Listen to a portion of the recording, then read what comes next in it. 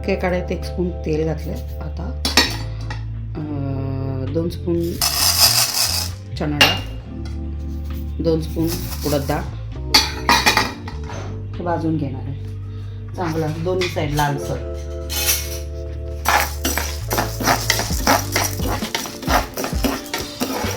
मी gingery oil वापरलं, त्याचं taste चांगलं असतं कुठलाही चटणी असं बनवलं तर. चांगला भाजायचा, दोन्ही साईड टिप करून घ्यायच्या. आणि त्याच्यासोबतच मी ना हे कांदा, सांबार कांदा 4-5 असं सोलून हे करून ठेवलं, ते पण याच्यासोबत भाजून घेणार आहे थोडं.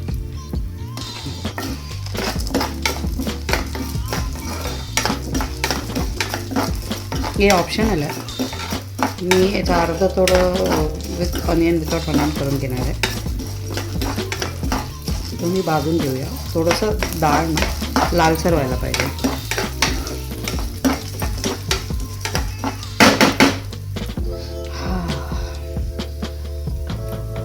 जिंजरी ऑइलचं जेवण एकदम साऊथ इंडियन असलं तर त्यांना समजेल. जिंजरी ऑइल ते लोक वापरतात आणि टेस्ट व्हेरी गुड. आणि इथलं मराठी लोकांमध्ये वापरतात की माहीत नाही, पण त्यांना ते वेगळं वाटेल, म्हणजे कडू लागतं असं वाटतं त्याला. पण बेसिकली ते कडू नाही आहे, त्याला हाय फ्लेममध्ये नाही करायचं असतं. तेल आपल्याला सिमवर करून घेतलं ना, इतका सुंदर टेस्ट त्याच्यासाठी. ऑइल बिलिंग वगैरे याच्यातच करतात, पण जेवणाचं केलं तर आणखीन इतकं स्वादिष्ट होईल जेवण. सवय पाहिजे, फक्त सवय नसले तर नाही आवडणार, पण आम्हाला लहानपणापासून सवय आहे. तिळकूट बनवलं, काय बनवलं हे तेल टाकायचं हातावर आणि तिळकूट ॲड करायचं, इतकं सुंदर टेस्ट. बाकी काहीच नको आम्हाला, असं बघायचं. तुम्ही बघू शकता कांदा थोडासा ग्लॉसी झालेला आहे. आता 1-2 मिनटाचं हे डाळ पण जरा कुरकुरीत होऊन जाईल, करपवायचं नाही. या टायमाला मी मिरची पण ॲड करून घेते. तिखट वगैरे तुमच्यानुसार, मी एक 7-8 मिरची घेतली.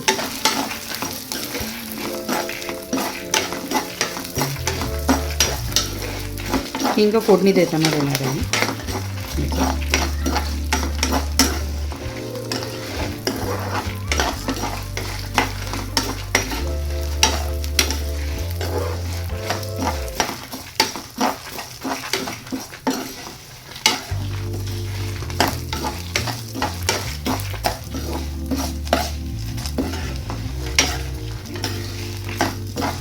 वेगळं चटणी एकदम पेस्ट नाही बनवायचं, एकदम असं काय म्हणतात करोस, म्हणजे थोडंसं बारीक रवासारखं याला वाटायचं आहे चटणी, तेव्हा चांगलं लागते याच्या टेस्टला पण आणि खायला पण मजा आहे.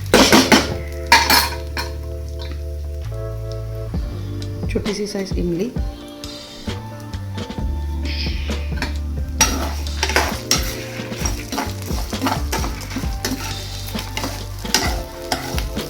बघू शकता डाळ हळूहळू कलर चेंज केलं, एक लालसर असं होत आलं. करपवायचं नाही, अजून 1-2 मिनटं.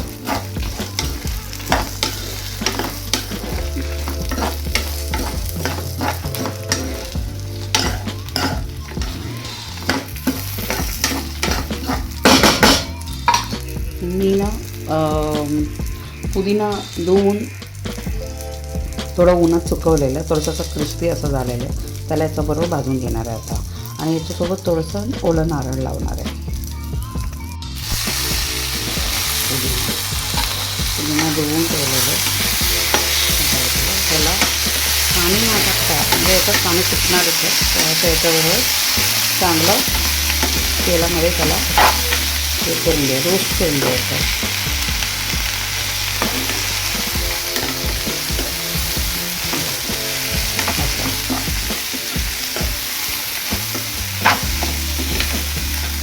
वा वा वा, इतकं सुगंध येतं. का 2 मिनटात होऊन जातं, तर काही टेन्शन नाही आपल्याला. झालं, गॅस पण बंद केलं.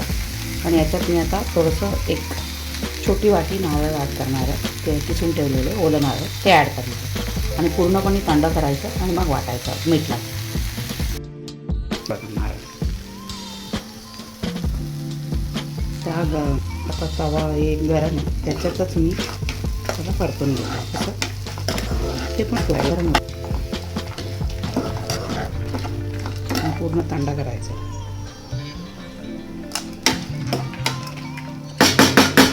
एक 5 ते 10 मिनटं ठेवा, थंड होऊन जाईल, मग मिक्सरमध्ये फिरून घ्यायचे.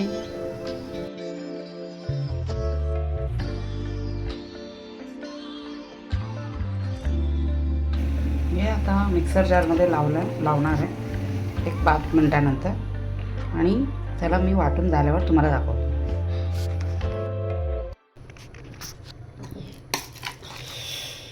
तुम्ही बघू शकता याला एकदम मी स्मूथ पेस्ट नाही केलं बघा, टेक्स्चर बघा तर.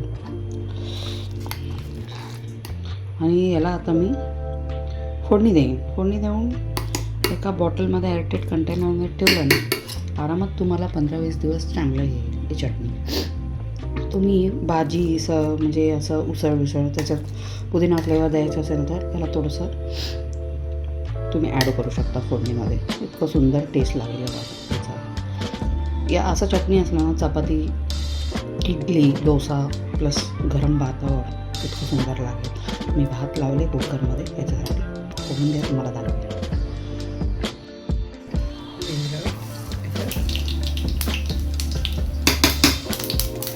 टाकलं राई आणि